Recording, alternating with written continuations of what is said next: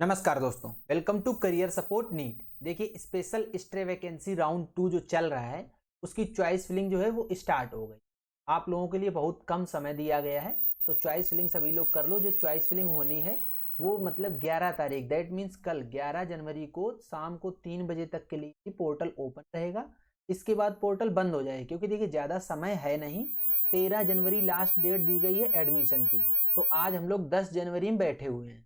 10 जनवरी से 13 जनवरी के बीच में चॉइस फिलिंग होना, इसके बाद अलॉटमेंट आना, डॉक्यूमेंट वेरिफिकेशन होना नोडल सेंटर पे, और कॉलेज में जाके एडमिशन भी लेना, ये सारा काम होना है। इसलिए ज़्यादा समय नहीं दिया गया है। तो 11 जनवरी को शाम को 3 बजे तक ही आप लोग चॉइस फिलिंग कर पाएंगे। तो 3 बजे का वेट मत करना, आप लोग अभी अपनी चॉइस फिलिंग कर लो। आपको किस कॉलेज में कहाँ एडमिशन मिलेगा, क्या होगा, वो सब जानने के लिए टीम से रीच आउट करो। सीट ज़्यादा है नहीं, तो ज़्यादा इधर उधर परेशान नहीं होना है। चुपचाप टीम से रीच आउट करके और अपनी बातें डिस्कस कर लेनी है। हमारी टीम आपको सब कुछ गाइड कर देगी। तो चलो फटाफट, और जो बेसिक चीज़ें हैं वो मैं आप लोगों के साथ में डिस्कस कर लेता हूँ। सबसे मेन चीज़ जो है वो ये है कि क्या इसकी इंपॉर्टेंट इंस्ट्रक्शंस क्या हैं। उन इंस्ट्रक्शंस में कौन कौन बच्चे एलिजिबल नहीं है, मैं ये बात कर रहा हूँ नॉट एलिजिबल की, ठीक है, नॉट एलिजिबल।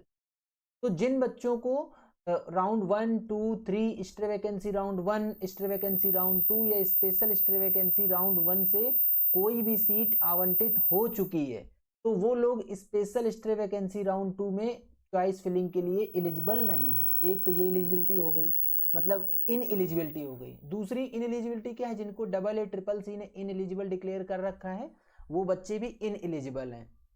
जो बच्चे आउट ऑफ यूपी के हैं, आउट ऑफ यूपी, और उनका 35 परसेंटाइल से कम है, और जिनका पीसीबी 50% से भी कम है, वो बच्चे चॉइस फिलिंग नहीं कर पाएंगे। मैं पीसीबी की बात कर रहा हूँ, फिजिक्स केमिस्ट्री बायो, जो है जिन बच्चों का 50% से कम है 12th में, और वो आउट ऑफ यूपी है, उनका 35 परसेंटाइल है भी, तो भी वो चॉइस फिलिंग नहीं कर पाएंगे। एक ये इन एलिजिबिलिटी हो गई, ठीक है। इसके बाद ये आ जाता है कि जिनको स्पेशल स्टे वैकेंसी राउंड 2 के जो ऑनलाइन डॉक्यूमेंट वेरिफिकेशन होगा उसमें अगर आपका रिजेक्ट हो गया, डॉक्यूमेंट वेरिफिकेशन नहीं हुआ, तो भी आप चॉइस फिलिंग नहीं कर पाओगे। इसका मतलब आप उसमें आप भी इन एलिजिबल हो गए।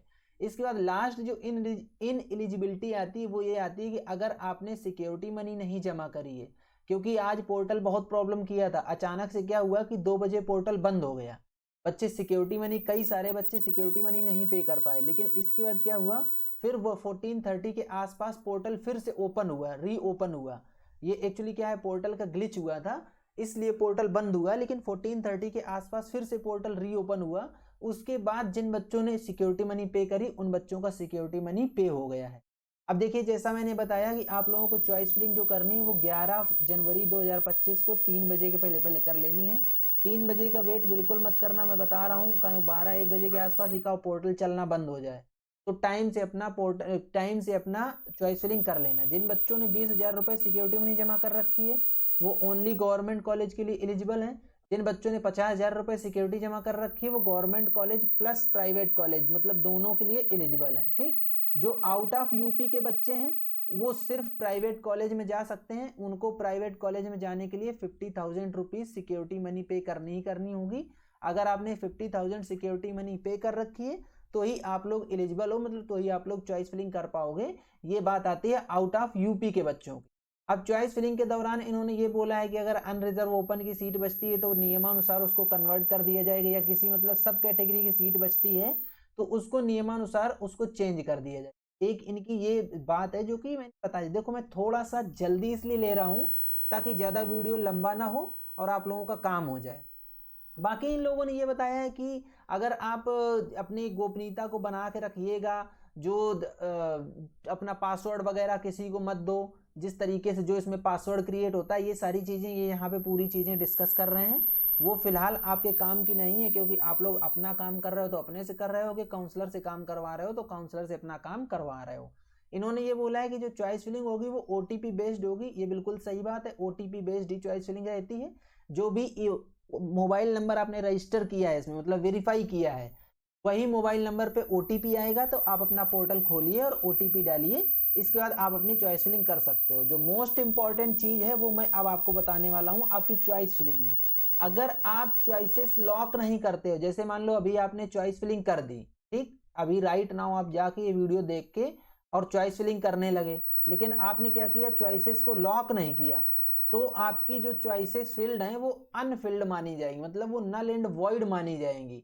ठीक है, नल एंड वॉइड। इसलिए आपको क्या करना है, चॉइस फिल करने के लिए करने के बाद चॉइस लॉक भी करना है। जब आप चॉइस लॉक करेंगे तो चॉइस लॉक होने के बाद आपको आपसे पासवर्ड मांगेगा, फिर से चॉइस लॉक करते टाइम पासवर्ड मांगेगा, इसके बाद ओटीपी आएगा और आपकी चॉइसेस लॉक हो जाएंगी। जब आप चॉइसेस लॉक कर देंगे तभी आपकी वो फील्ड चॉइसेस मानी जाएंगी, अदरवाइज चॉइसेस फील्ड नहीं मानी जाएंगी, तो फिर आपको कोई भी कॉलेज आवंटित नहीं होगा अगर आपने चॉइसेस लॉक नहीं करी। तो ये पूरा कंप्लीट वीडियो था। कुछ खास सीट बची नहीं है, ना तो बीएएमएस में कुछ ज़्यादा सीट है, ना बीएचएमएस में कुछ ज़्यादा सीट है। फिर भी आपको कहाँ एडमिशन लेना चाहिए, कैसे क्या करना चाहिए, ये सब जानने के लिए आप फटाफट टीम से रीच आउट कर लो मेरी, हम लोग आपको सब कुछ सजेस्ट कर देंगे। ठीक है, तो टीम का डिटेल मैंने आप लोगों के सामने दे रखा है। ये था पूरा कंप्लीट वीडियो। अगर आपको वीडियो पसंद आता है तो वीडियो को लाइक करो, चैनल को सब्सक्राइब करके रख लो, क्योंकि नेक्स्ट ईयर जब आप लोग नीट दोगे ना तो उस समय ये चैनल आपको बहुत काम आने वाला है। आज के वीडियो यहीं तक, मिलेंगे नेक्स्ट वीडियो में नए डेटा के साथ, तब तक के लिए बाय बाय।